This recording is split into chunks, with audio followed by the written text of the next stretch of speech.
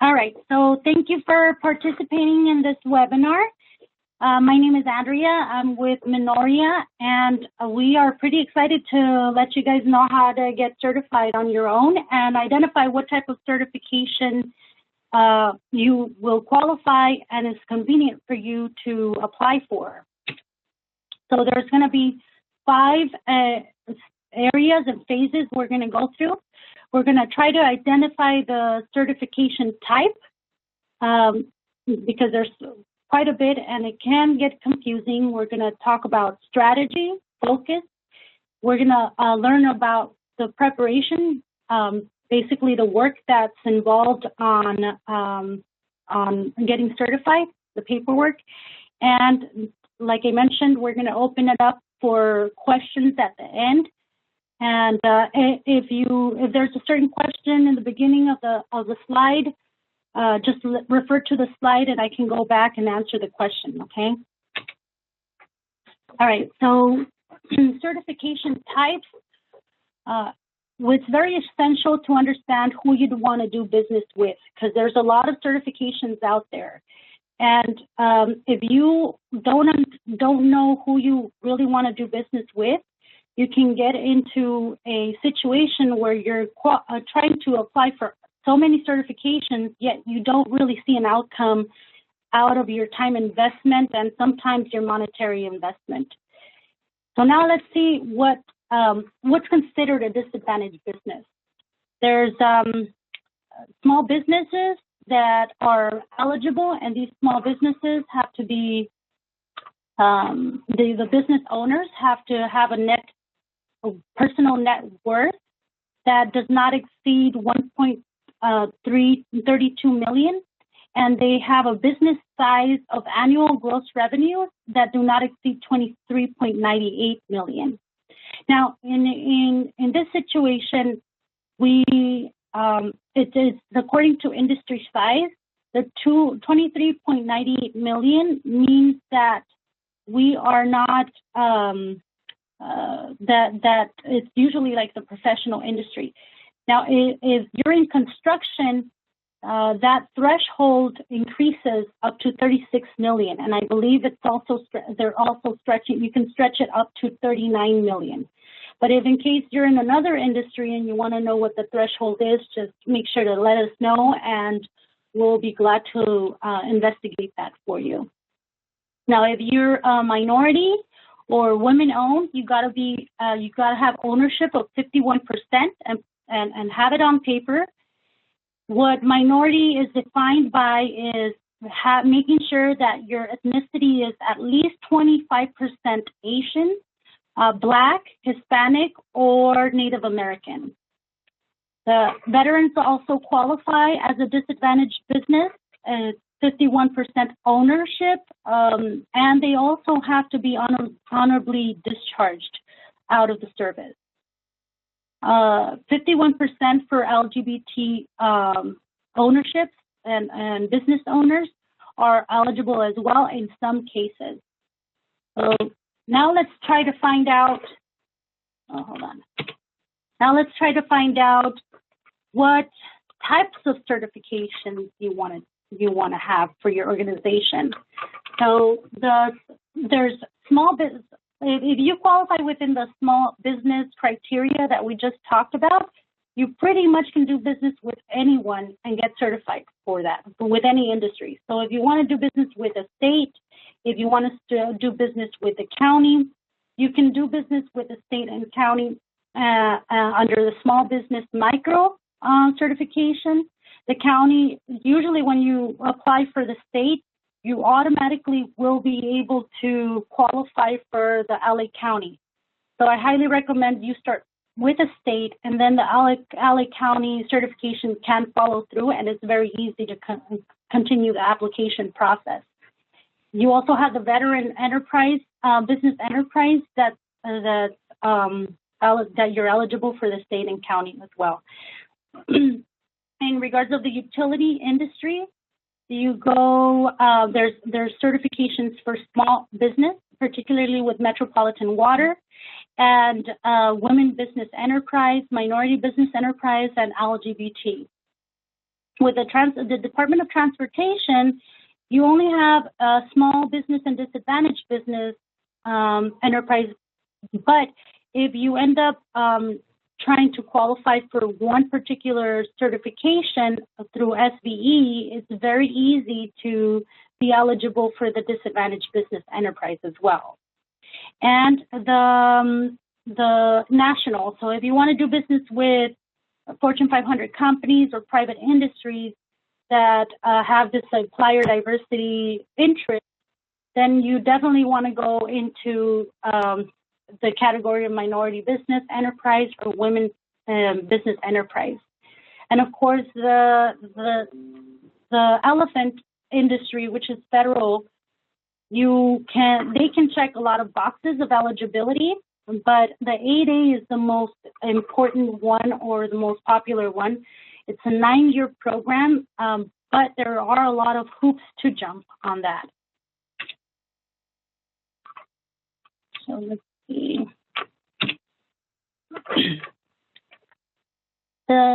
Now these are links. Don't worry, we are going to be sharing these links with you. We're going to send out a follow-up email with the hyperlink PDF where it'll take you directly to the portal.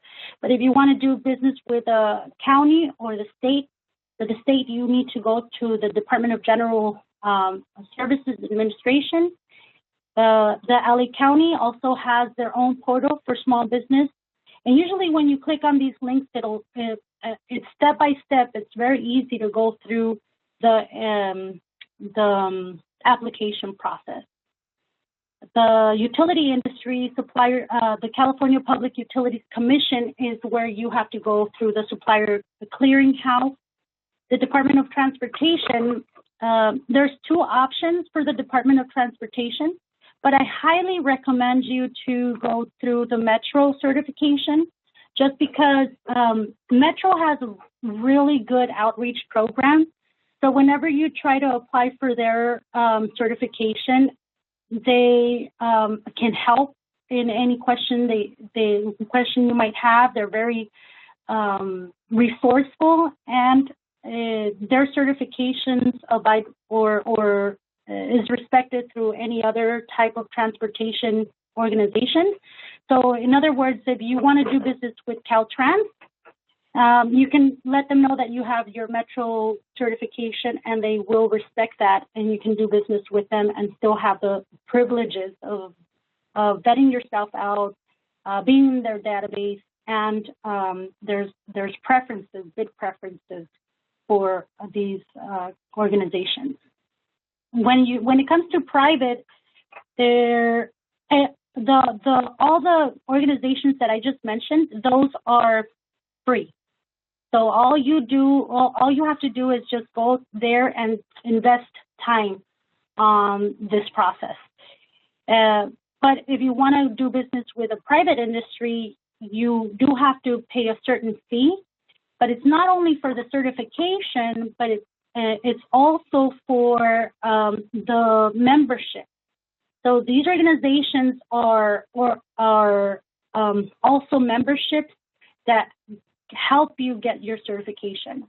So upon completing and getting approved for being a minority business or a women-owned business, they're also gonna help you with a lot of resources. They invite you to a lot of networking events, workshops, and they do a lot of outreach to try and get you those decision makers, usually like the small business liaisons, to go ahead and connect with you on a one-on-one. So it's very important to also be prepared for that. And in the federal side, you go through SBA, and SBA usually they'll assign a representative per region. So if you want to understand how the 8A program works, the representative can definitely help you and let you know if you are in a position where you're ready to get certified. Now, we really need to talk about strategy, especially right now that we're going towards the we're so close to 2021. If we're investing a certain amount of time in getting certified and bidding on opportunities, we want to be able to identify outcomes. And for that, research is very important.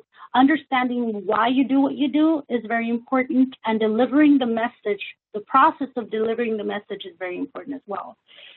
So strategy, the marketing strategy or strategic marketing plan should include why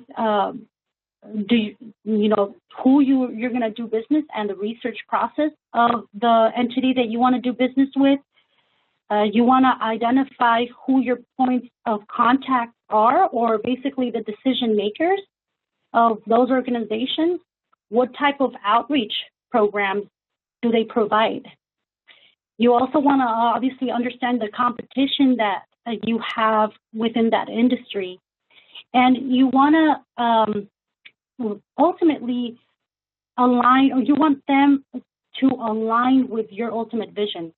So a lot of thinking process needs to go on in order for you to have a really good outcome on this decision of getting certified. And then let's say you identify the organization. If you identify a certain organization, it's also important to talk about the impacts. If you're trying to do business, and let's say you're going from residential to commercial or commercial to federal, you want to be able to identify, well, how much volume you're going to be capturing, the processes. You want to be able to perform, right? So you need to understand that if you get a project, how important how important the planning process is to build that capacity and execute the volume that you're going to be receiving from those entities in work. You want to have that back office support to be in compliance, because the bigger the projects get, the more paperwork submission and compliance requirements they ask for. You obviously want to have access to capital and be ready for that cushion of capital just in case anything happens. And then obviously you want to identify how to streamline your process, how to systematize that procurement process. So now what I highly recommend is sitting down with your team and going through through a strategy process. So if you can identify 5 to 8 organizations that you want to do business with, and not only if you haven't done a pre-bid evaluation yet, it's very important to create one. And what I mean by that is creating a document where you can identify your capabilities. So let's say you're capable of doing $1 million project, but now you don't have past performance. You have past performance of only 500,000 or 800,000. Then you sort of want to assess and write down, okay, this is what I can get. Maybe I've done past performance of 500, and now I'm going to go in. I want to get to the $1 million type projects.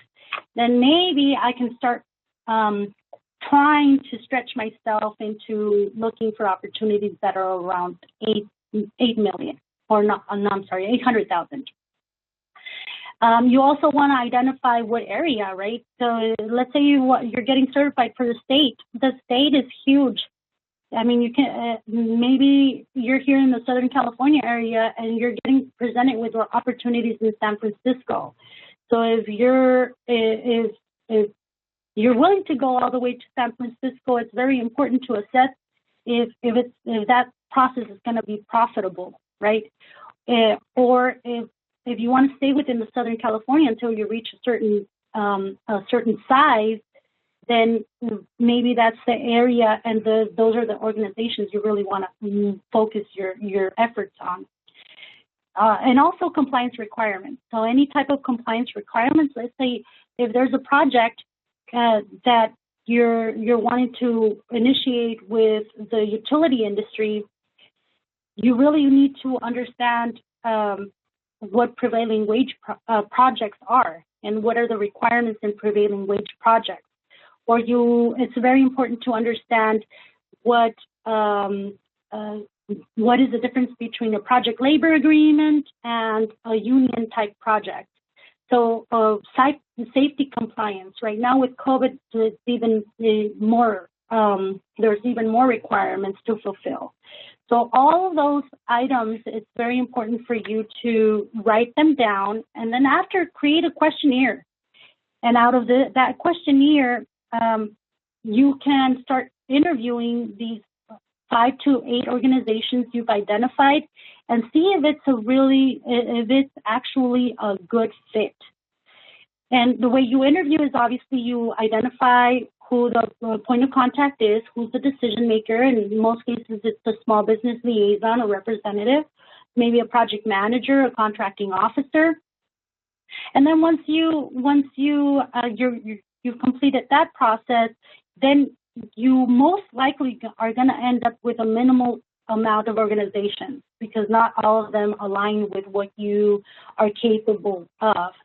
So if you can identify, and I recommend max 3, so 2 to 3 organizations that you can target for 2021, and have a good action plan with goals and deadlines to pursue. And then once you have those deadlines, let's say of being able to identify 3 or 4 bid opportunities or connect and build relationships with certain project managers, then make sure you have a process to measure outcomes. And if you don't know yet of what a debrief is, make sure to request a debrief right after you submit a proposal. A debrief is basically a follow-up, right? So if you submit any type of proposal or bid for a project, you obviously are going to wait until they decide on who gets awarded. But maybe 2 or 3 weeks after, you can connect with the project manager or the contracting officer and request a debrief to understand why you didn't get awarded. Is it either because you weren't competitive enough, your package wasn't completed? I mean, you get a really good idea of where you need to improve.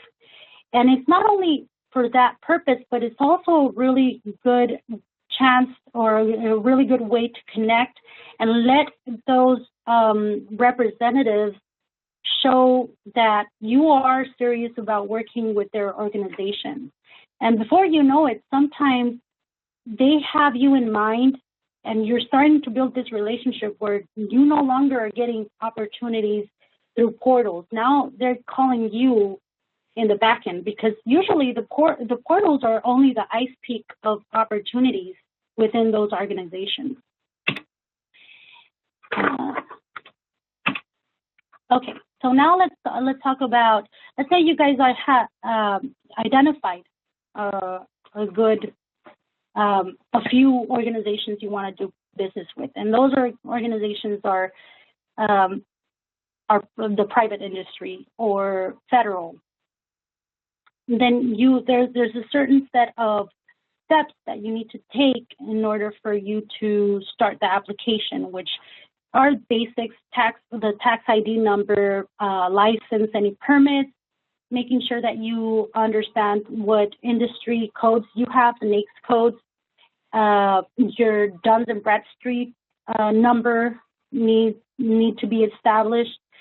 And then the documents are basically to show that you are owner, you are a true business owner. So they require tax returns, they require financials, not only for business but personal, resumes of the leaders in the organization or your company, proof of capital, bank signatures, and the list goes on. It depends on what organization you want to do business with.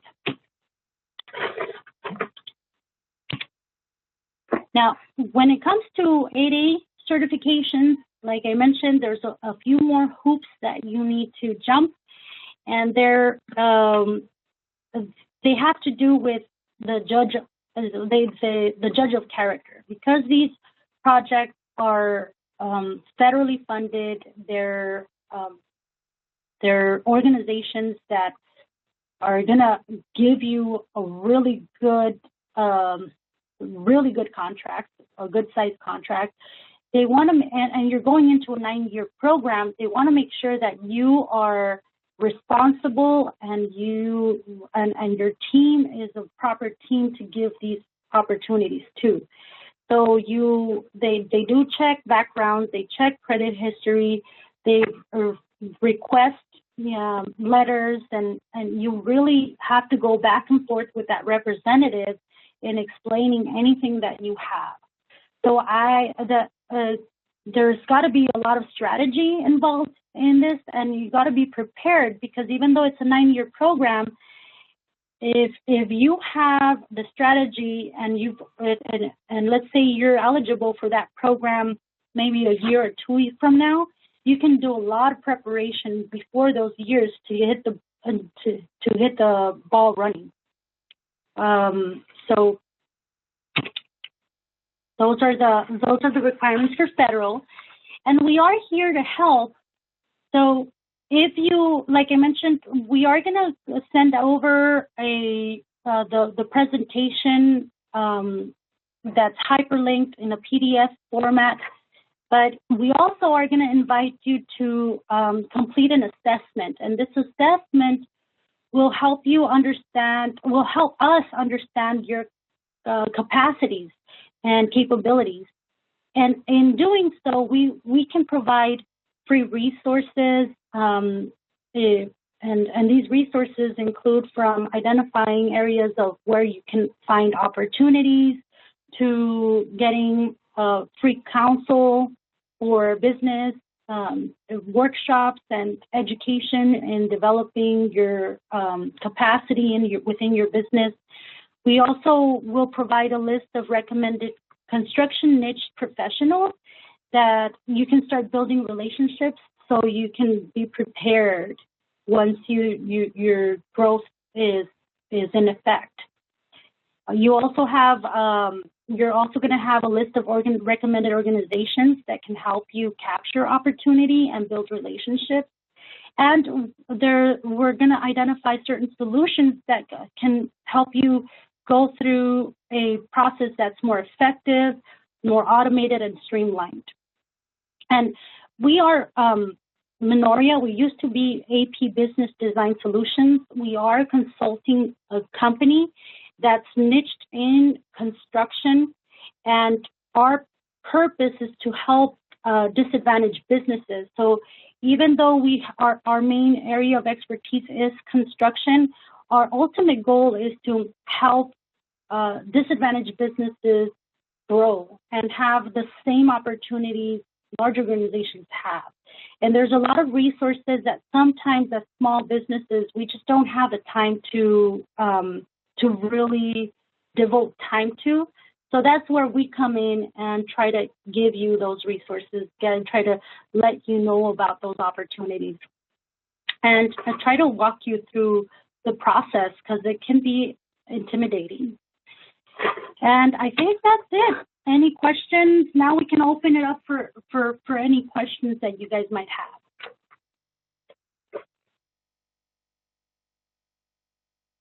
Carolyn? I think I forgot to introduce you, Carolyn. Hi, but that's Carolyn quite all right. That's okay. I'm here. Good morning, everyone. Sorry, Carolyn. But is there any questions so far? No. No questions so far. You can just type your questions in and we'll be happy to answer any. Yes. So under on the screen below, there's the questions and answers area. You can type your question, but if there's no questions at this moment, we're always available for you guys to connect with us, and we can answer any questions that come up through the process. especially if you're already getting to that point where you've clicked on the hyperlink and now you're ready to continue the application process, or any of the paperwork that you're not sure where to get it from or how to do it, you can always connect with us. Okay? So I think we're ready to go. Meeting adjourned. No, thank you very much for participating. And we are going to do these webinars in a monthly basis. We might skip December just because of the holidays, but stay in the lookout for other topics. Right now, this is the certification topics, but like I mentioned before, a lot of compliance discrepancies that go about any opportunity, and we are going to be talking of some very typical ones, like, for example, that prevailing wages, or for example, anything that has to do with... Excuse me, Andrea, we do have a question. I'm so sorry. We have a question. I'm brand new to this, and I have a very small company. I'd like to start working with private companies. Then where do I have to start? Okay, so if you want to do private companies, let me go back. You definitely want to go through this. Oh, sorry. You definitely want to go through this one. Southern California. Are you, if you are considered a minority-owned company, then you definitely want to go through Southern California Supplier Development Council. If the company is owned by a woman, it's the WeBank. These are the organizations that definitely will get you connected with private industries like AT&T, Disney, Sony. Some are large contractors like Northrop Grumman. I mean, there's so many organizations out there, and they have these annual events. Actually, there's quarterly events that are in our region, and then there's a national event, and these national events have roundtables, and they have matchmaking sessions where they have this database of all these large private industries, and if they're in need, let's say for construction or for some engineering consulting or anything like that, they'll fill out a form, and then they'll make you complete a profile of your specialties. So then that connects, and then once they connect, they match. They do a matchmaking session. So they schedule you in with a large organization, and usually you'll talk to the small business representative, and then you start talking to them about your capabilities. With them, you definitely have to be prepared for what's called a capability statement.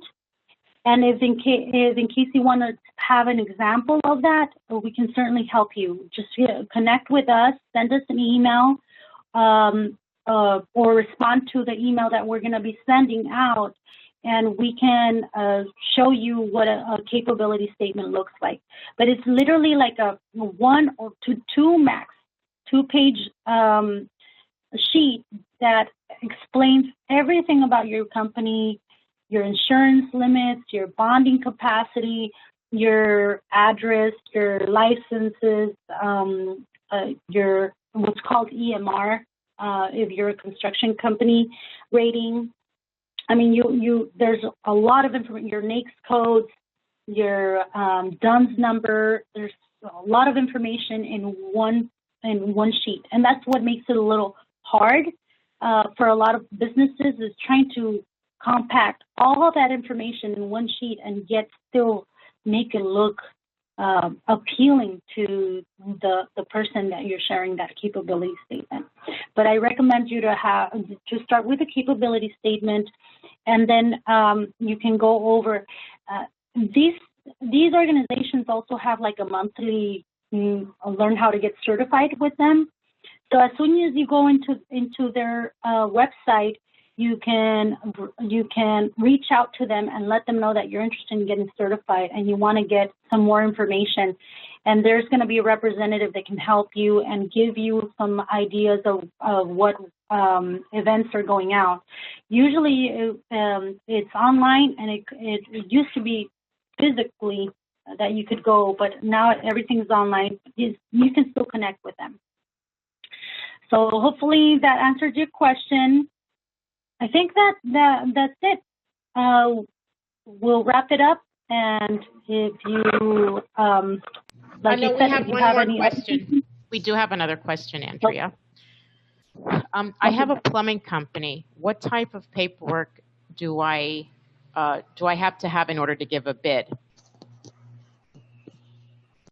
Depends on what business or who you want to do business with.